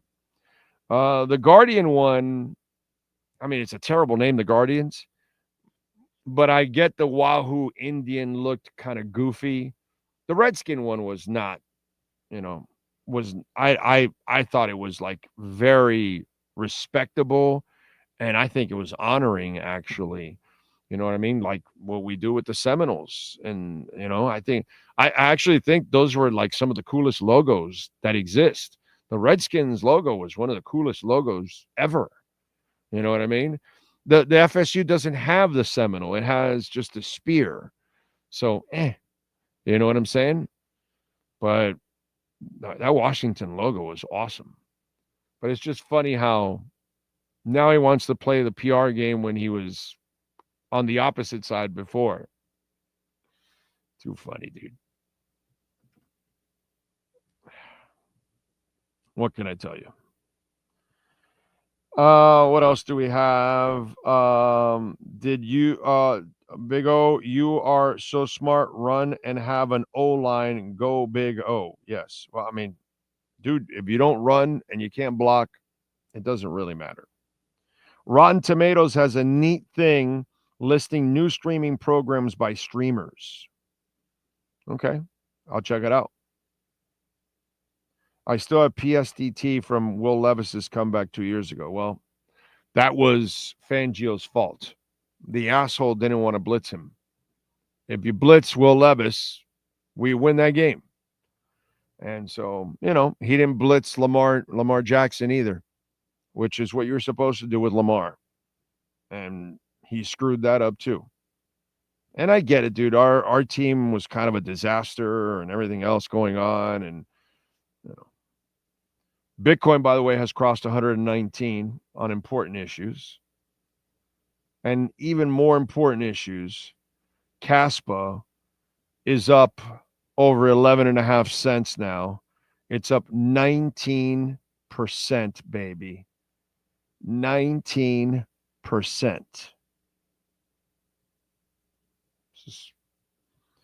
We're having some fun. Oh, yeah. Oh, yeah. A little Caspa action. I love it. Love it, love it, love it. That is amazing. Nice run by Caspa. What else do we have to talk about in the world of sports? Zach Sealer reporting to camp, so he will not be a holdout, which I didn't expect him to be a holdout. And he'll get his money. And what have I told you? Okay. They're tight on cash right now.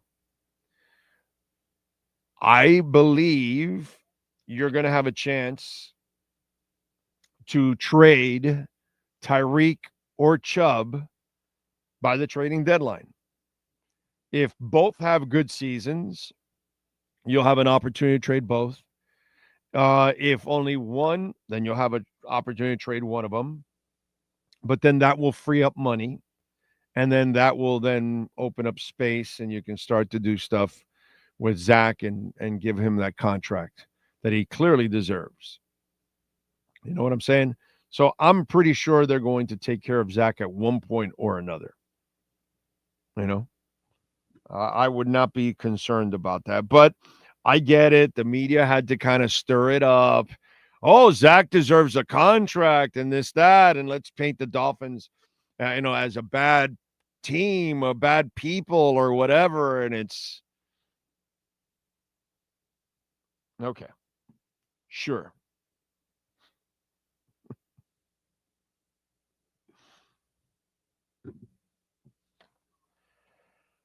Oh, man.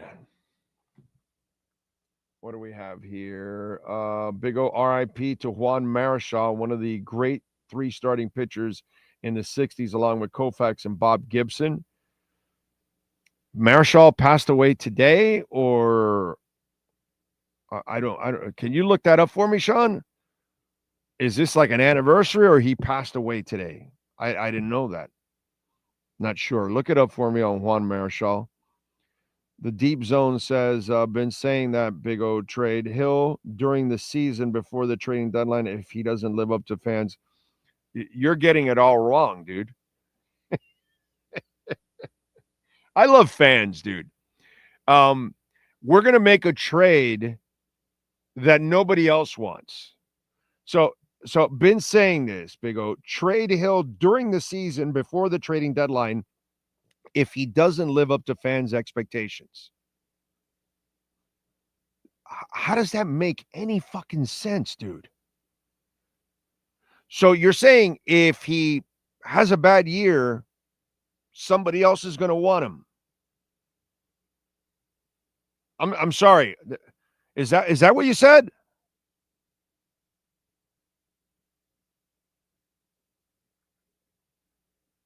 How about this, my brother? He has a heck of a year, and then you trade him because your team really isn't that good anyway. See, the difference between you and me, Deep Zones, is I don't give a shit what Tyreek Hill does. He could have a great year. The Dolphins will be mediocre. He can have a bad year. The Dolphins will be mediocre. The only thing I'm hoping for is that he has a good year because that's how you trade him. If he doesn't live up to fans' expectations, which, by the way, do you think Tyreek Hill gives a shit about your expectations?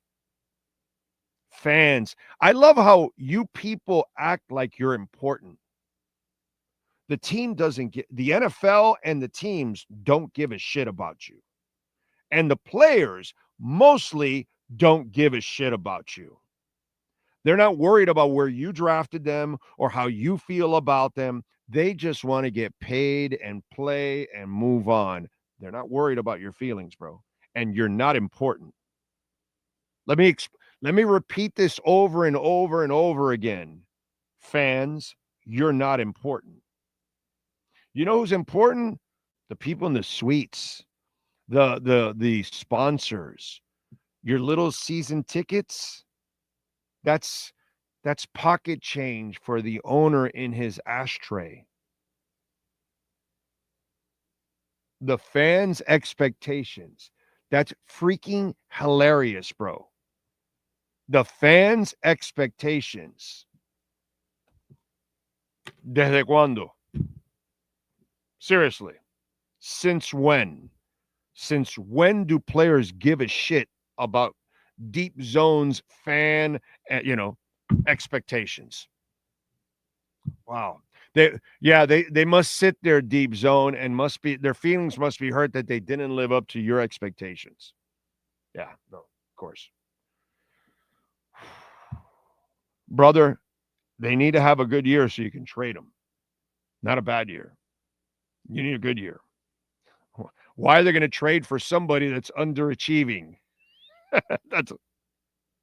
Oh, and by the way, what could you possibly get for that? He's underachieving and overpaid. Okay, we'll give you a 7th rounder conditional. Okay, he's kicking ass and he looks good, but you're not good, but we'll give you a 4th rounder, a 3rd rounder or something. Fans, bro.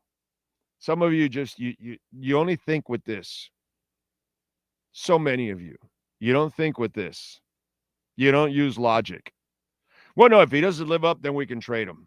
Yeah, no, if he plays like shit, then we'll trade him, of course. No, because if he plays great, I expect the Dolphins to be in the Super Bowl. Okay, sure, dude. Okay. Anyway, every team wants a player who gets worse, LOL, doesn't it? I mean, they all do. They're all dying to trade for a guy that gets worse. You know? Big O, oops, my bad. I read yesterday that Marichal died. Now I see he's supposedly alive. Sean, do you have that information for us to confirm? Is Juan Marichal still alive? It just has him alive at 87. No, there's no death. Okay. I looked up. There's no article saying that. I'm not sure. All right. Brett's killing his ass. Like presidents kill our dollars. By the way, that movie, I just thought about it. It's so apropos, the title of that movie, Dead Presidents. Because that's what Bush and Obama and Biden and Trump do.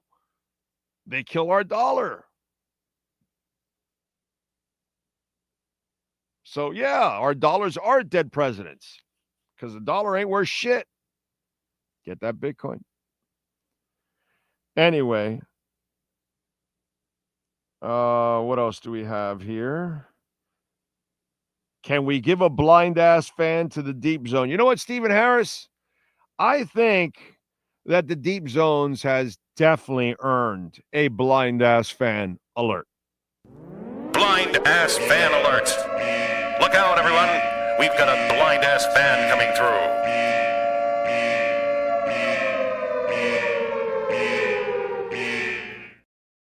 At least Pep has the right idea of it all. At least the right tude, as they say.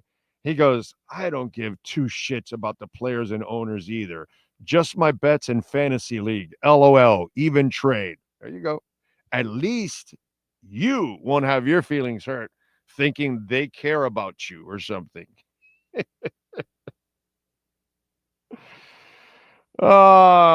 We should have traded Tyreek before they decided to give him more money. No, they should not have traded anything. They should have just not given him the money and he wouldn't be on the team right now. That's all. It was over, bro. There was no trading to be had already.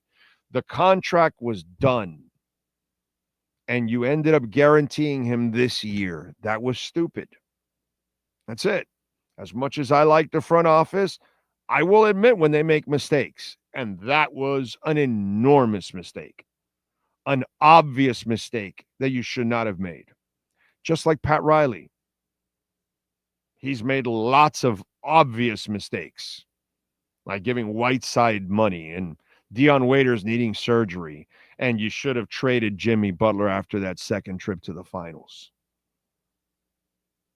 But, you know, when you're not willing to do what it takes, you pay the price, unfortunately.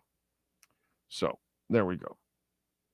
It's about money. It's the NFL fans just watch the game and have fun with the games. Go Dolphins. But Dolphin Dave, there's a lot of fans that think that they're important in the big picture of football, and they're not. And the team doesn't care about you, and the league doesn't give a shit about you, and players don't care about you. In general, they don't give a shit, dude. They don't give a shit. They just don't. And that's kind of who they are and who they've been, unfortunately. But, you know, people will learn eventually what it is. Here's a story, and I got to be honest on this and brutally honest about this. The WNBA, every stereotype you've ever had about women exists in the WNBA. Every stereotype. It's not fair to stereotype all women this way, right? Just like it's not fair to stereotype anyone this way. But in the WNBA, catty, petty, vindictive, pathetic. Not that that's really a normal for women, but catty and petty, yeah. Vindictive, yeah. Like Kelsey Plum, she's been taking shots at Caitlin Clark constantly, right? So they wore the shirts yesterday in their All-Star game in the warm-ups that says, pay us what you owe us, right? And so then she talks about how all the leaders of the NBA union were on her team anyways. But they met and decided to talk about the shirts. And then nobody on the other side of the league, the other half, which was Caitlin Clark's team, was at that meeting. Okay?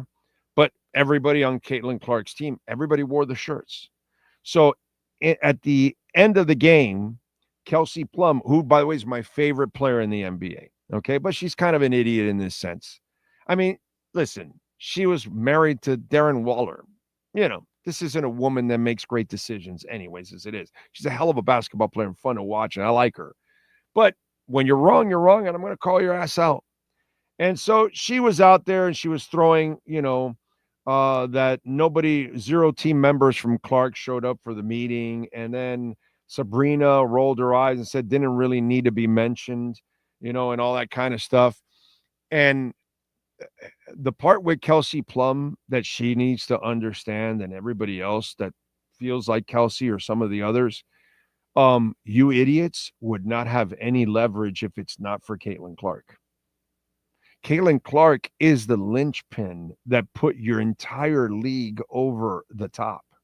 The only reason people give a shit about your league is because of Caitlin Clark. I watched you, Kelsey, and I've been watching this league, Lisa Leslie, all the way through. It doesn't matter if it's Candace Parker, whatever. I've been watching the WNBA. I like the WNBA. I tell you the guys this all the time. I covered the fucking Soul, dude. I was the only media member that was not assigned to the team because nobody at QAM wanted any sound from the Soul. None whatsoever.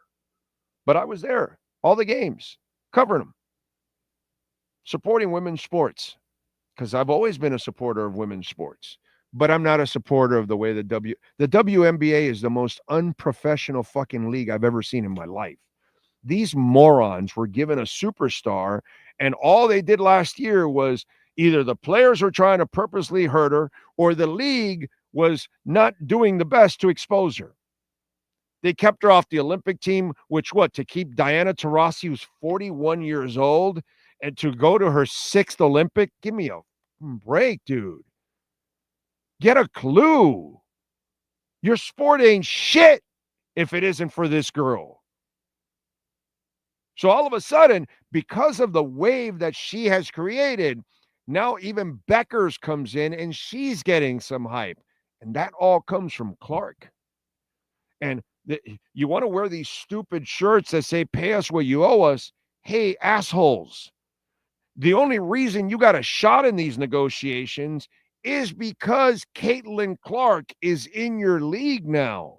She's the only player that sells out NBA arenas, not WNBA, NBA arenas.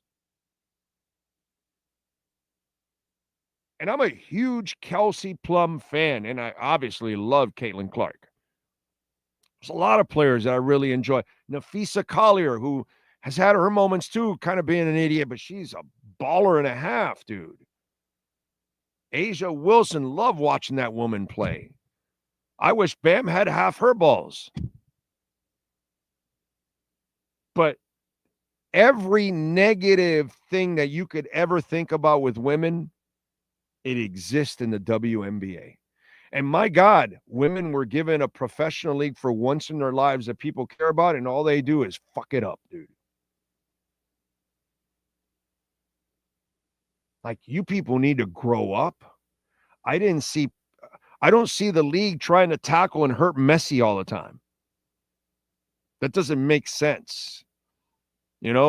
Golfers, I don't see them going after Tiger when he was at it. Not that you could physically do anything in golf, but it wasn't like they were trying to bury Tiger and bury his reputation or taking a shot. No, dude, they were all loving it because he was bringing more money and more attention to the sport. That's usually what you do. When you have somebody that brings serious attention to your league and it lifts it up to another level, you don't go trying to hurt the person. And these idiots, all these women that I see in the WNBA, they're either physically, mentally, socially, just trying to hurt the girl.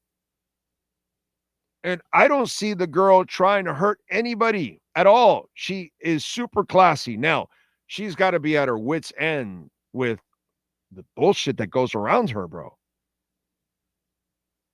The league sucks. The referees are a joke. The commissioner's a joke. The women are so unprofessional and pathetic. It's sad, dude. Every single negative stereotype you ever thought of women, it exists in the WNBA. truly amazing, dude. What's the name of not that this league would ever get to this point or what it doesn't, they don't even have a pro league, but like Jenny Finch, when she was tearing ass in softball and striking out MLB players for fun. I remember her striking out Piazza. I don't think I saw other college softball players like go after Jenny Finch verbally, or you really, again, in softball, it's hard unless you went to bat and you wanted to hit her or something. But I didn't see that. I've never seen the level of unprofessionalism and just flat out just being a punk. And these are supposed to be ladies. Dude, so catty, so petty, so pathetic. The WNBA, man, all you women should be embarrassed, dude. Embarrassed. You're an embarrassment to women. The WNBA is an embarrassment to women. Women should be pissed in general that those people are representing them because they give women a bad name. And women don't deserve that. But the WNBA deserves every ounce of criticism it can get. So on top of attention, people need to rain down on them with criticism. That's what needs to they need to feel the heat. You know the heat that they put on Clark? You need to put it on all the other players. But again, you have weak-ass media that covers the WNBA because it's other women or people like that, and they don't want to remember how you remember how media is. You won't have media members for the Dolphins or the Heat. Like, did Ira or Anthony or Tim Reynolds or anybody at the beginning of last year, like I did, say, hey, the Heat aren't going anywhere. They ain't shit. Did they go anywhere? No, they ain't shit. Did they do it? No, because they're not going to do that. They're not going to shit where they work right away. I don't care. I'm going to call it like I see it. Any of the Dolphin beat writers telling you, hey, no, this team ain't going to be. Oh, no, you got a chance. You know, if things go well, you know, you can win 9 games, maybe 10 or whatever. You know, bullshit.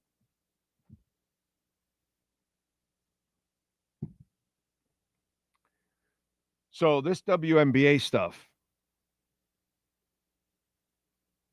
you're giving women a bad name. Just want you to know. And if there's some media that covers it, you know what I'm saying? Start pointing it out. Sad, dude. Absolutely sad and pathetic.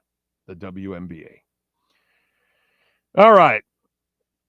Caspa's up a mere 15%, 15.5%. Tearing it up. Bitch. Love it. Love it.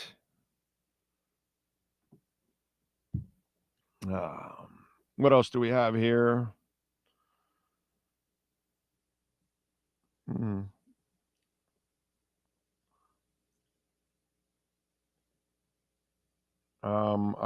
Jeff Long Island, I saw this on AI yesterday. Juan Marshall, a Hall of Fame pitcher for San Francisco.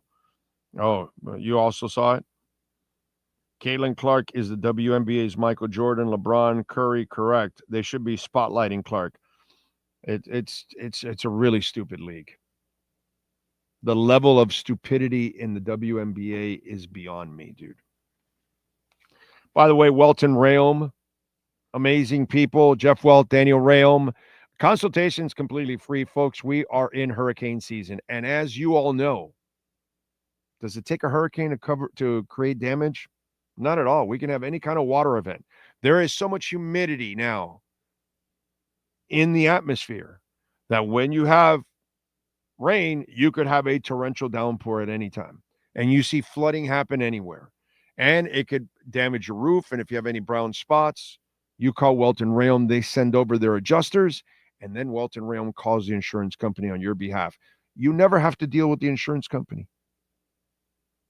So you get your house fixed, get the roof fixed, whatever it is, call Welt and Rayom. Explain your situation. They'll tell you if you have a case, and they'll take it on. If you're dealing with bankruptcy, homeowner property damage, condo defense, condo damage, business owner claims, commercial litigation, personal injury, call them 954-966-4646. And if you don't, I hope you never need them. Seriously. I hope you never have to call Welton Rayom, but save it on the cell phone just in case, folks. Just in case. You have an accident, damage to your home, your condo, your business, call Welton Rayom. 954-966-4646.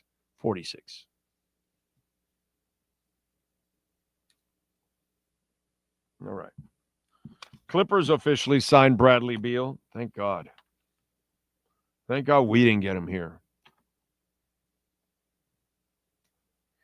By the way, Sean, did you see that Stephen Colbert got fired? You know, I know all the criticism of Trump and all that kind of stuff. I saw this video of Portnoy. I didn't know this. Did you know Stephen Colbert made $15 million a year and the show was losing $40 million? Did you know that? Okay. Did you also know not only has the show lost $40 million, he has 200 people working on that show.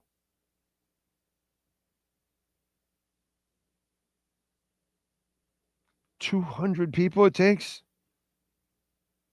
to help one host do a show? Wow. I get the whole criticism stuff, and maybe, you know, they didn't want to deal with whatever or a lawsuit or what, but maybe it's also business. How do you lose $40 million? And by the way, I heard that 200 people. I was like, and I know Portnoy is, you know, a right guy and all that stuff, but whether I agree with him or not or whatever, but they made total sense in the business sense. I don't know a lot of businesses that are going to keep you around if they're losing $40 million and you've got 200 people working on your show. 200, bro. That's a ridiculous amount. Man. Wow. That one kind of blew me away, I got to say. Definitely got to say that. All right, what else do we have here? Colbert was also the highest rated late night talk show host for 9 straight years. Trump strong-armed the cancellation. Maybe. But again, you could get ratings, but if you're losing $40 million, bro, if that's true, it's bad business to keep it, actually. You know what I'm saying? It's bad business. And I like Colbert, but if you're losing $40 million and you have 200 employees to do that show, wow. Kind of needed to do an adjustment on that show. It's just kind of weird. I didn't know those facts, you know, because it's plain. If you look at it on the top, it looks just that it's just only the Trump thing. But man, that's crazy. If that's true, losing $40 million, hard to keep anybody losing that, bro. So, money wasn't the issue for Paramount, bro. Money's the issue for everybody, Skyler. Don't give me that shit, dude. $40 million bucks, that's a lot of money to lose. Especially when that employee earns them the most money by far. Oh, Caitlin Clark, yeah. I mean, the reason why the league is on the map is because of Caitlin Clark. You know, who stays up to watch those shows anymore? Yeah, that's what I do. I don't stay up to watch those shows. I watch clips. That is very true about that. I watch YouTube clips. I don't even watch any of those late shows anymore. I don't watch any late show. I watch clips of the late shows. Yeah, Jimmy Kimmel or Colbert or whatever. Yeah. Fallon is another one. I'll just watch clips from their shows because that's what I'll do, because if there's a specific interview or a bit or something, then I'll watch it and then I'm out. And that's it. So, yeah, you're right. You're right about that. But nobody's taken on 40 million in losses. Nobody, dude. Nobody. And he's not worth the 40. Nobody's worth 40 million in losses. You're not making anything. You're losing.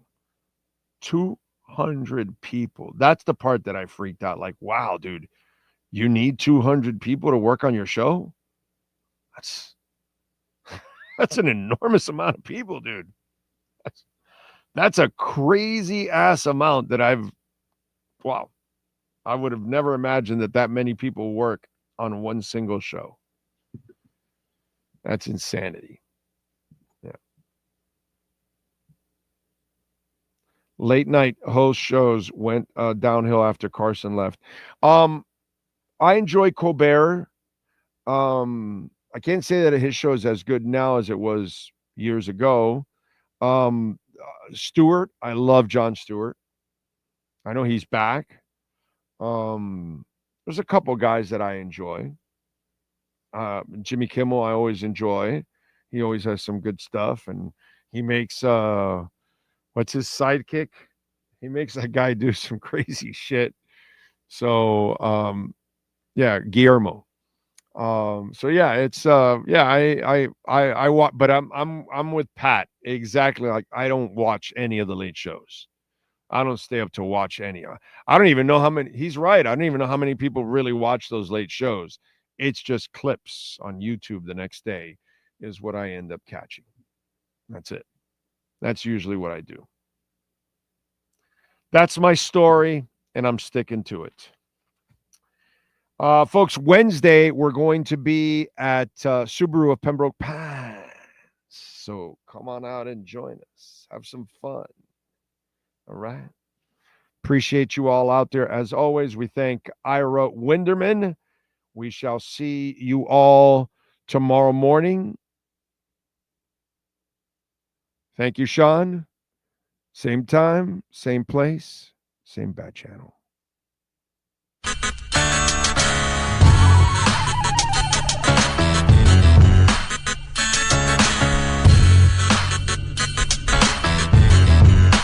This is the Big O Show.